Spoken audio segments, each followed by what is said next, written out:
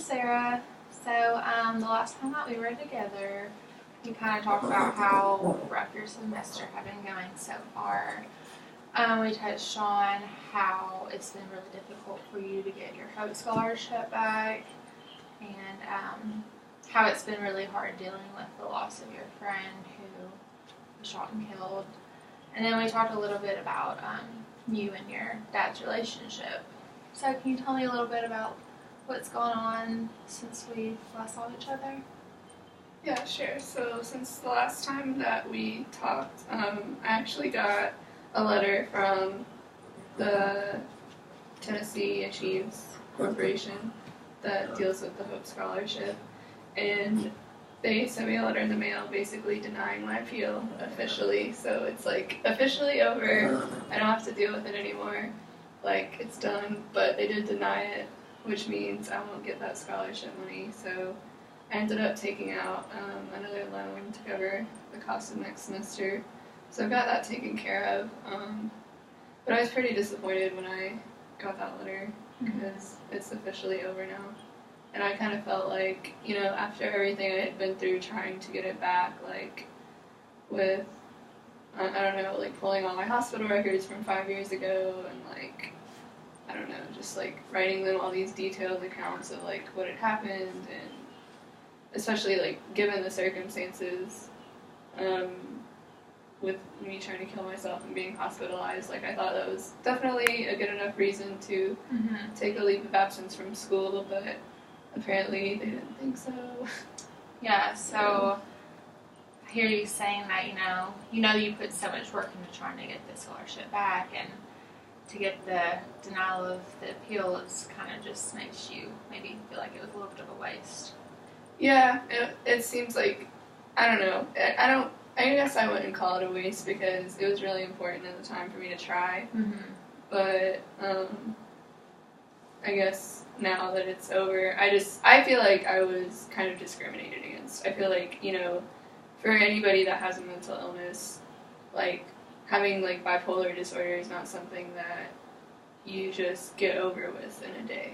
And, like, being hospitalized, too, is, like, not something that you get over with in a day.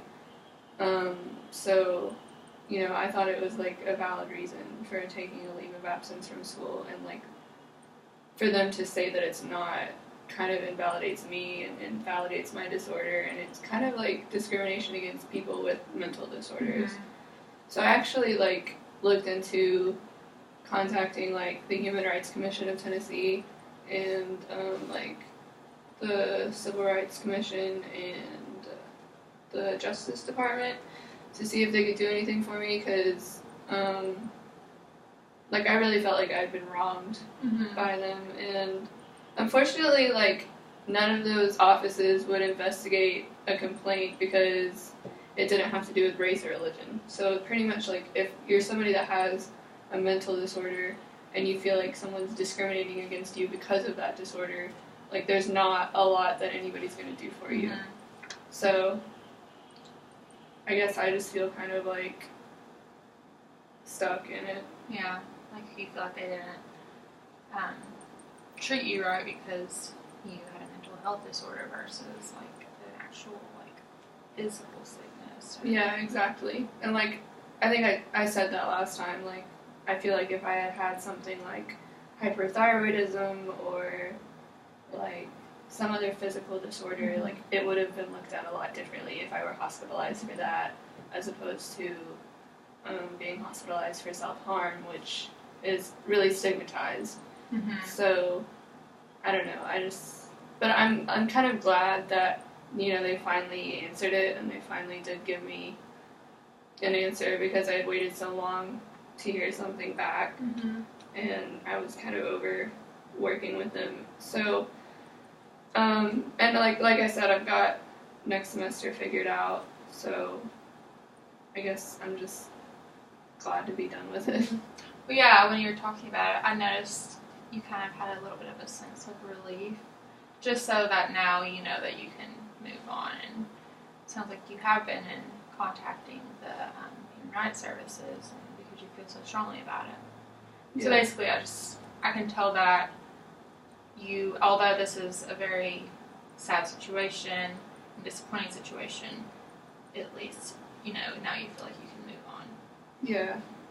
It's just, it sucks because I really had hoped that, like, something would come from me contacting the Human Rights Commission. Like, I really thought, like, there would be somebody out there that would be like, hey, like, this is not okay. Like, discriminating against people with mental illnesses is not okay. Like, we're going to investigate this. Mm-hmm. But so far, like, I haven't found anybody that's interested enough or, like, believes in it enough as a cause to look into it. So, I mean, that's been pretty disappointing because, like, it's not even just about me, too. Like, I think about, other people that this could be affecting, like, other people who could have a similar situation as me, who could also, like, be denied a scholarship or something because of a mental disorder, and, like, that sucks, and it's not fair, and, like, I don't know. I, like, wanted to make a difference with it, but nothing really happened. Right. So, you just want people who do have mental illnesses to have equal rights as everyone else. Yeah, for sure. But, I mean, it's just so stigmatized. Like, there's not... I feel like at this point there's not a lot I can do about it except for, like, raise awareness, and I don't really know how to do that. Like, I'm just one person, and I can post about it on my Facebook, but that doesn't really, like... transcend to, like, I don't know, bigger awareness, I guess. You seem like you're kind of stuck. Yeah. But, I'm glad it's over, and I'm glad I've got next semester paid for, and I don't have to worry about that, because that was definitely something that was stressing me out a lot. But my boyfriend recently lost his job, so that's been, like, really hard, because it's, like, right around the holidays, and he didn't really, like, lose his job, but he kind of did. He's, like, worked at this company for 5 years, and he was the manager of the store, and the downtown store closed.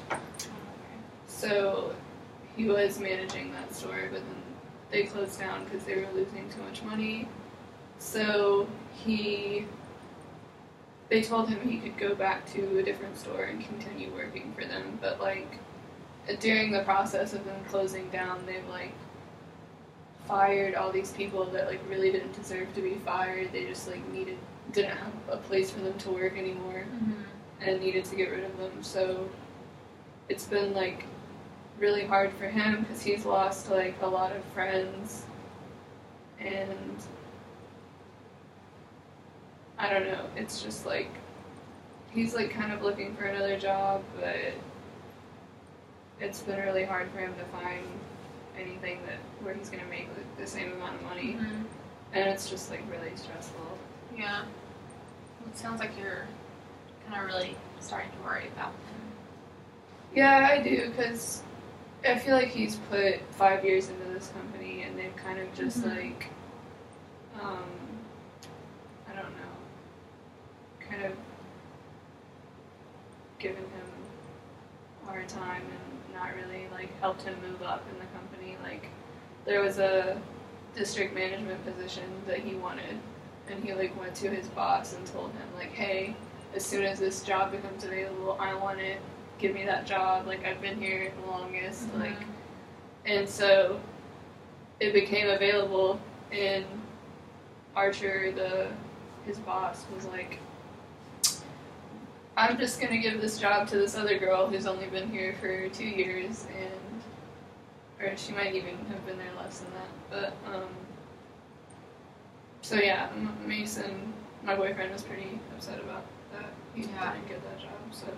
Understandably.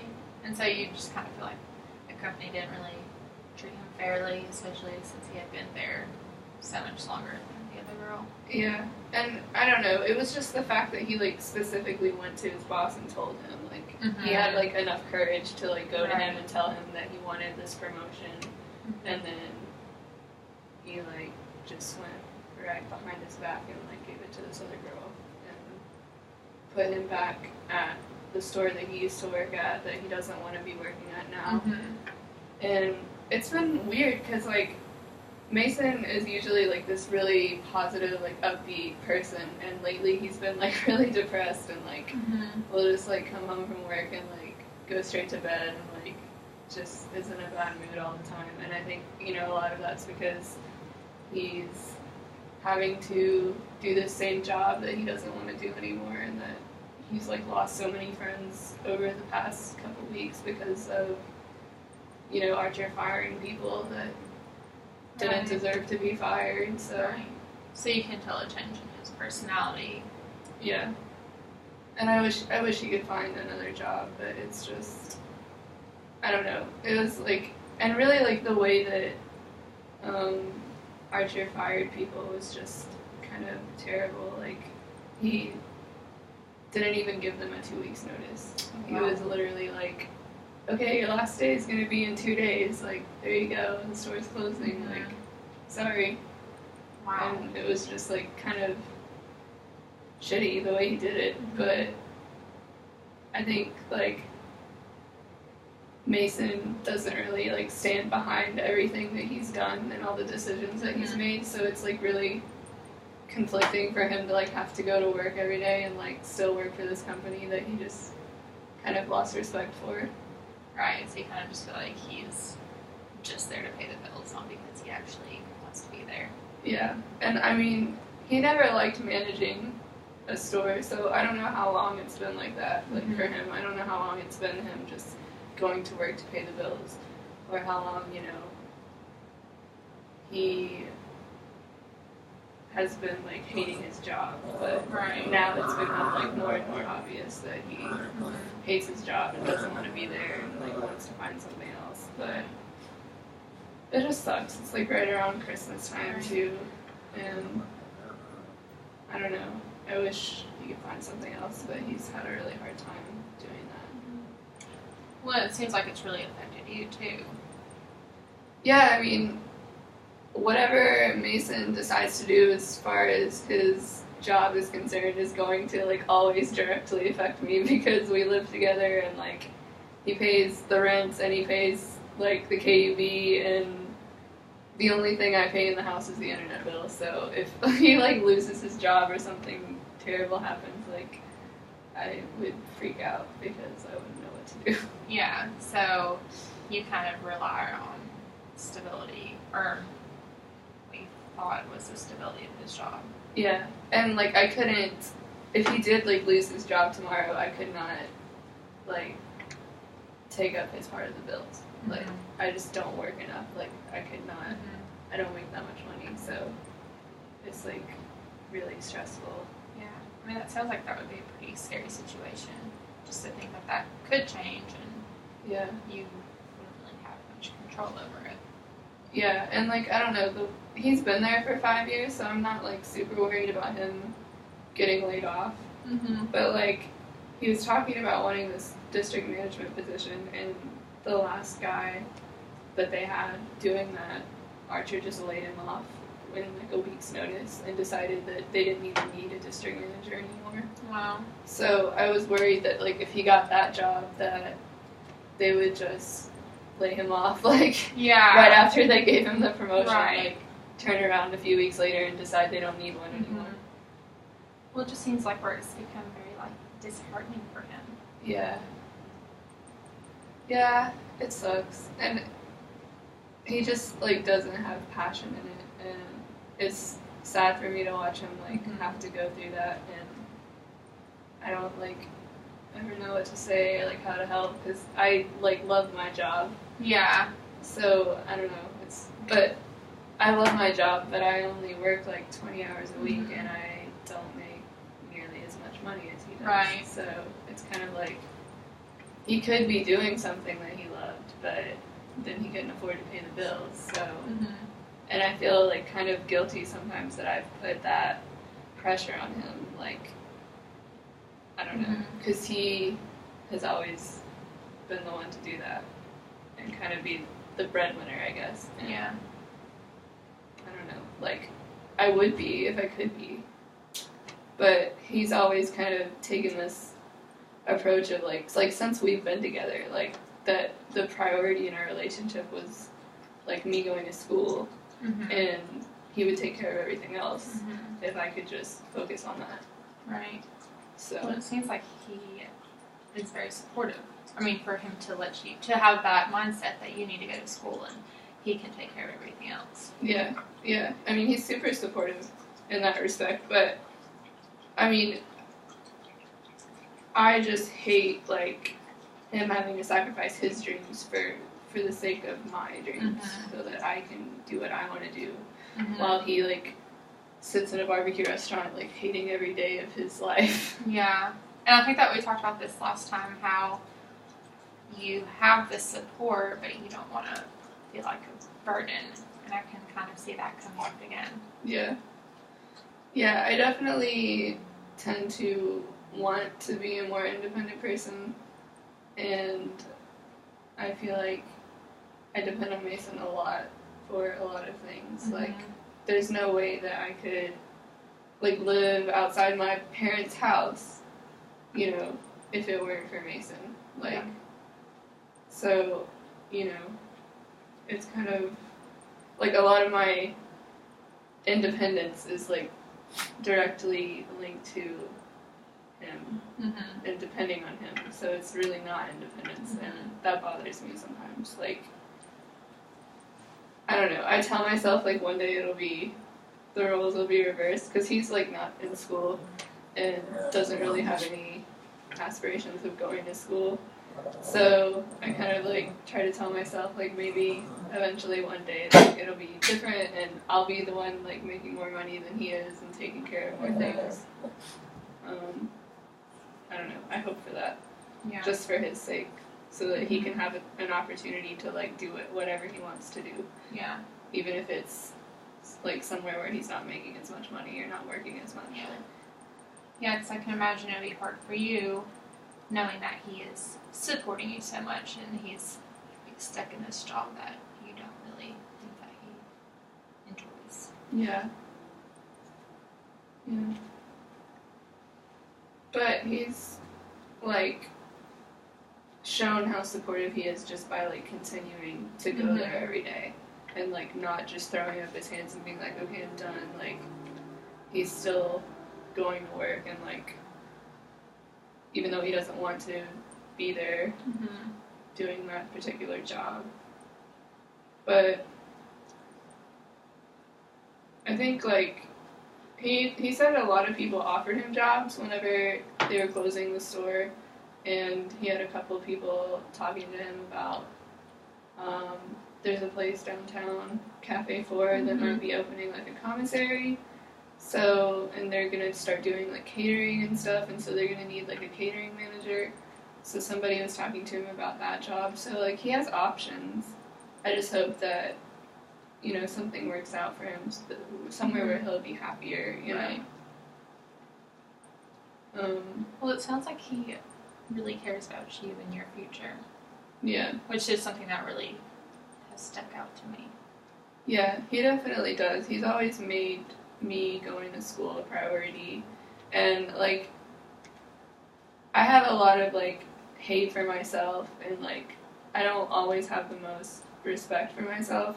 So, like, that's kind of hard to accept sometimes, how, like, supportive and, like, giving and loving he is and everything, because I kind of am like, you know, well, why are my dreams, like, more important than yours, you know, like, why do I get to go to school while you work in a barbecue restaurant that you don't want to work in, like, so I have a hard time, like, accepting that that's a fair exchange, because I don't think it is, but even though it's, like, in my favor, I guess, like, I have a hard time accepting it. It sounds like you don't believe that you deserve it. Yeah, I don't sometimes. I don't know, like, sometimes I think I deserve, you know, to be able to go to school and, like, do the things that I want to do. But it's always, like, you know, at what cost? Like, if it's at, you know, the expense of Mason's happiness, like, you know, I certainly don't want that. But he takes on a lot, and smiles through it a lot Mm-hmm. and doesn't always show like how necessarily unhappy he is, and it'll just like come up, every few months. He'll have a day where he's like, I hate my job and I hate my life and it sucks going to work in the place that you hate every day, and I'm always sympathetic with that. But then like the majority of the time, like I said, he'll just like go and be happy about it and positive about it. Yeah, so majority of the time he doesn't act like anything's wrong, but then every once in a while he has those days where you can just tell he's down in the dumps, and that makes you kind of feel guilty. Yeah, it definitely makes me feel guilty. Because I don't want, the things that I'm working towards to be at the expense of his happiness. And but he's always said, like, eventually one day you're going to be done with school and you're going to make more money than me probably. So, like, maybe it'll all work out in the end. Right. To where I can help him support his dreams and make those happen for him. But he doesn't really, like, know what he wants to do, too. So I think that's also been, like, a struggle for him, is even really knowing, like, what he wants to be when he grows up or whatever. Yeah. Like, I think the only thing he really knows for certain is that he wants to work with food. So, and that, like, leaves a lot of doors open, but... Well, even though you said that he's not sure about what he wants to do, he still seems very hopeful about the future. Yeah, I think he is. And weirdly enough, like, I think he would be a lot less hopeful about the future if I wasn't in it. Like, I think a lot of his hope for the future is, like, seeing me through school, and I think for some reason that, like, almost gives him a reason to wake up and go to work in the mornings, because he knows, like, if he does go to work in the morning, that pays the bills for this month, and that enables me to go to school, and so in a lot of ways, like, my dreams are also his dreams, and I think in a lot of ways that's how he views it, and so, I mean, it's cool, but it's also, like, I want him to have his own, like, independent happiness, like, happiness independent of my own, like, and have something that he can be proud of, like, by himself, that, and he does have, like, some things, like, he makes soap, and that's, like, something that he does. He actually makes it out of, the recycled pork fat from the barbecue restaurant that he works at. He, like, takes the pork fat and, like, mixes it with lye, kind of like, have you seen Fight Club? How they make, like, it's like that, only it's pig fat. And it's kind of gross. Like, I would never use... I'm a vegetarian, so I don't wash my hands with this soap. But he, like, makes this soap out of pork fat and, like, sells it to people. And recently he sold it in a flea market and, like, made, like, $100, and it was pretty cool. But, well, you were saying that you're worried about him not having, his own, I guess, hobbies, but then you're also telling me about how he does make his own stuff, and he does find other things to do. Yeah. Yeah, he definitely finds things, that, like, give him happiness outside of work, and I think, like, he needs that for sure, because, like, if you hate your job, eventually, like, you're gonna have to find something else to do with your spare time. Well, and with what you were saying about how your goals kind of align, and, like, his goals are also your goals. So maybe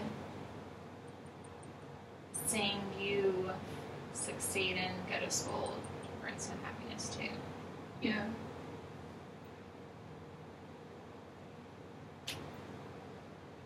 Just gonna let you know, no rush, but we only have 5 minutes left, just in case you wanna, just as a warning. Okay, I think the last time we talked to, I had kind of talked about thinking I should up my medication. Mm-hmm. And I did end up doing that. I went to my doctor and talked to her about it, and actually had like a really rough couple of weeks. But we ended up like deciding it was best to up my medication, so we did that. And luckily, like I haven't had any side effects from it, and it's been going pretty good. But lately, I've been like having this, I don't know, internal conflict of like wondering if I would be happier like without my medication at all, which I know is like a little bit crazy because I got on it in the first place for a reason. Right. But I don't know, like I feel like the happiness that I feel now, like being on my medication, is like this weird, like almost numbing sort of feeling, and I feel like, I guess, well, because I'm bipolar, and like so when I wasn't on medication, like when I would be sad, I would be like really sad. But when I would be happy, I would be like really happy. And I guess I miss being like really, really happy. Like I miss those high moments of it. So I've had this like. So it sounds like you kind of have felt like side effects of having your emotions a little like numbed, kind of. Yeah. That's a good description. Yeah, and I don't know if that's like a side effect from the medication or if that's like, I don't know what that could be. Mm-hmm. Like, I don't know, it's like a weird, like, numbing feeling, and sometimes I think, like, if I wasn't on it, like, I would be happier, but I know, like, it's probably a really bad time to even try to make that move, because, you know, it's, like, getting to be cold outside, and it's always, like, a hard time of year for me, so, I don't know. If I were to try to go off of my medication, I'd probably wait until spring or summer, just because that's usually like an easier, more level time of year for me. But I don't know, like I don't know if it's a side effect or just like my new like level of moods now. Right. But so you increase your medicine, you notice how you don't get as happy as you feel like you used to. And I can kind of, and you're pondering on whether or not it would be a good idea to maybe stop, and I can kind of see you weighing out the pros and cons a little bit. Yeah. I don't know, but for now I'm definitely just going to stay on it and keep, like, I don't know, taking it day by day, because I don't, like, the last time I went off my medication completely, I ended up in the hospital, so, like, I definitely don't want that to happen again. Right. And I don't want to do anything drastic or crazy. And my doctor definitely thinks it's a good idea if I stay on it, so I'm probably just going to, like, take her opinion and leave it alone, but Yeah. it's always that, like, little part of me that kind of wants to mess with it for some reason. Yeah. I don't know. Well, it seems like you've kind of come to the conclusion that it's probably best. And especially with what you told me, you have been going through a lot lately. Yeah. Yeah, and it could be that too. Like, it could just be the stress of, like, everything Mason's going through and all of that, like, just kind of weighing in on my happiness. Right. Well, Yeah. it's been really great talking to you today. Me And too. hope to see you again next time. Okay. Thank you.